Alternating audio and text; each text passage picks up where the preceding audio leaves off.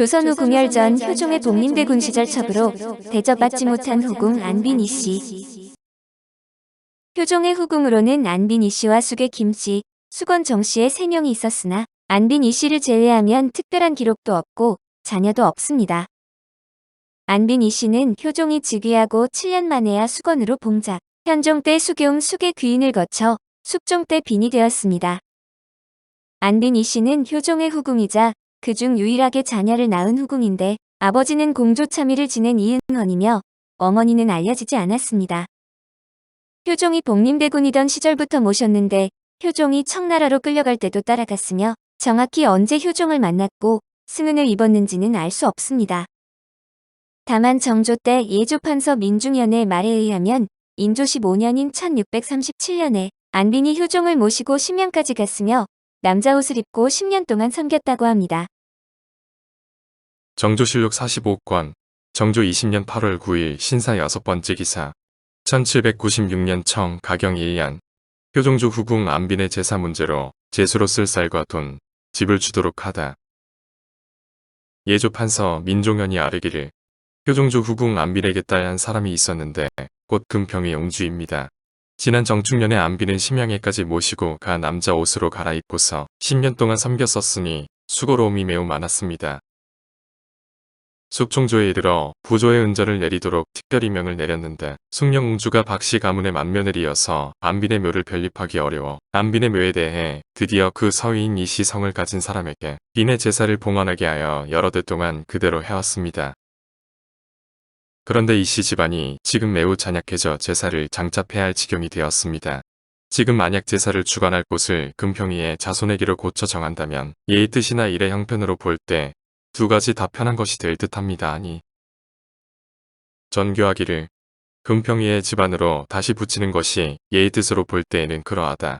그런데 그 사실을 듣거때 안빈에게는 숭령 옹주 한 분밖에 없는데 옹주의 딸이 이수철의 처가 되었다고 한다. 안빈이 장수를 누려 숙종조에까지 이르렀는데 그때 그 자신의 후사를 묻자 안빈이 금평이의 집안에다 의탁하고 싶으나 그 집안이 대종이어서 일의 영세가 편치 않으니 금평이의 외손에게 제사를 맡기도록 명하소서 하였다.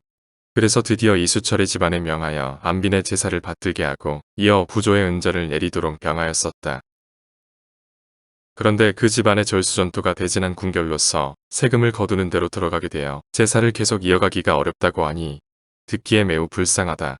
제수는 매년 해조로 하여금 쌀과 돈을 헤아려 지급해주고 또한 집을 사서 주도록 하라 하였다.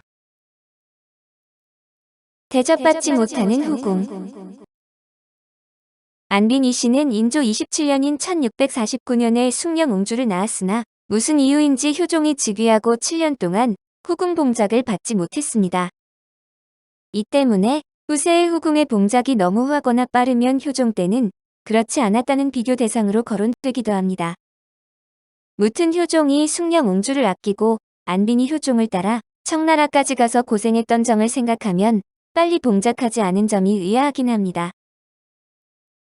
영조실록 11권, 영조 3년 2월 6일 개의 첫 번째 기사, 1727년 청 옹정 5년, 요사이 김은경과 서정급 등의 일에 있어 중도를 잃은 일이 많음을 이병태가 아르다. 옛적에 효종조의 안빈 이씨가 옹주를 낳은 지 7년 만에야 비로소 수건으로 봉착했었습니다. 성의에 지체하시며 기다렸던 것이 무슨 일이었는지는 알 수 없습니다마는 한간에 전파되는 말로는 그의 성자를 혐의하여 그랬다고 했었습니다.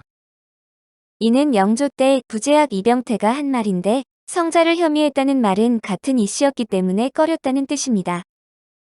안빈 이씨는 경주 이씨라서 효종과 동성동보는 아니지만 원래 본관이 달라도 이씨는 왕비, 세자빈, 부마, 후궁 등을 뽑는 간택에도 참여할 수 없었으므로 그럴싸한 이유로 보입니다.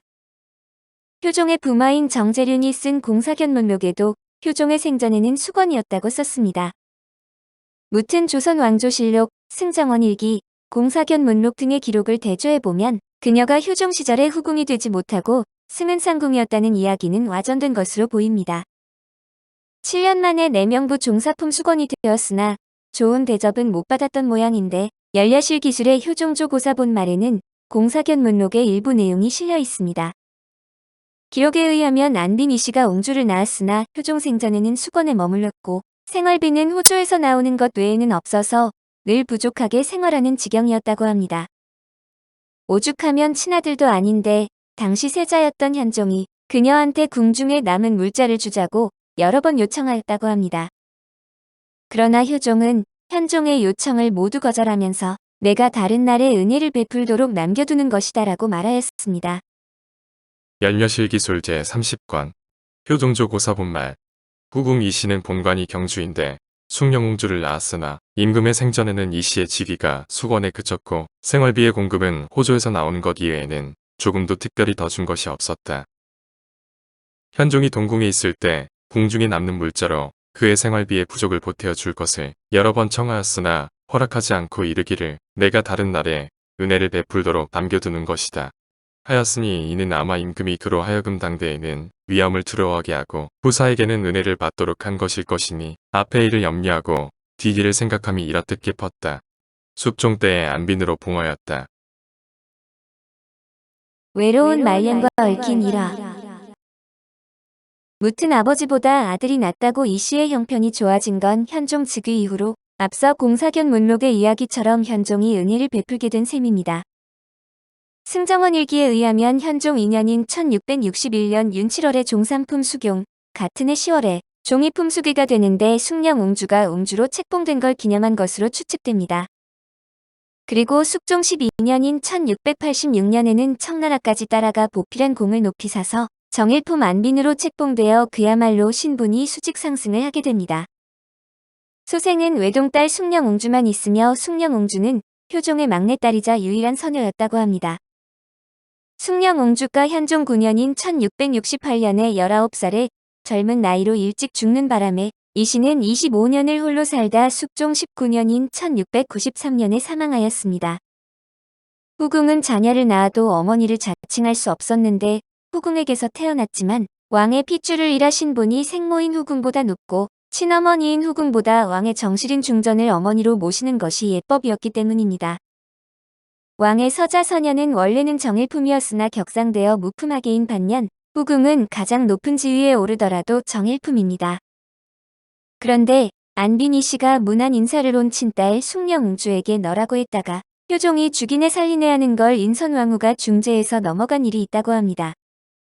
사극에서 흔히 범하는 고증 오류인데 이를 지키면 안 되는 작품이 붉은 달로 영빈 이씨가 아들 사도세자, 딸 화완옹주, 며느리 해경궁 홍씨에게 존대하는 장면이 나옵니다.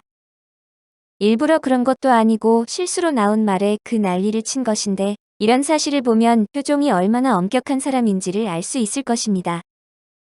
무튼 안빈 이씨는 조선시대 후궁들은 자기 자식한테도 반말을 할 수 없다는 예시로 자주 등장하기도 합니다. 비슷한 일화로 영조의 딸인 화유옹주는 당시 세자빈 해경궁 홍씨와 나란히 앉았다가 대비였던 인원왕후에게 혼이 나는 일도 있었습니다. 제사와 관련해서는 숭령옹주의 남편인 금평이 박필성이 가문에 대종인지라 사위 집안에서 안빈의 제사를 지내기 여의치 않자 대신 외손녀인 숭령옹주의 딸의 남편인 이수철 가문에서 제사를 지내도록 했습니다. 그러나 앞에서 본 것처럼 정조 무렵에 이씨 집안이 제사를 지내기 어려울 정도로 가난해져 나라에서 안빈의 제사 비용을 대주도록 했다는 얘기가 나옵니다. 오늘 조선후궁열전은 효종의 복림대군 시절 첩으로 대접받지 못한 후궁 안빈 이씨였습니다.